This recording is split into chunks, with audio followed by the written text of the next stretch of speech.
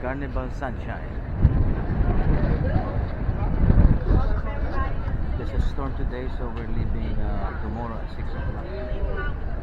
I hope the storm will not continue on, because it's gonna be a rough day for us.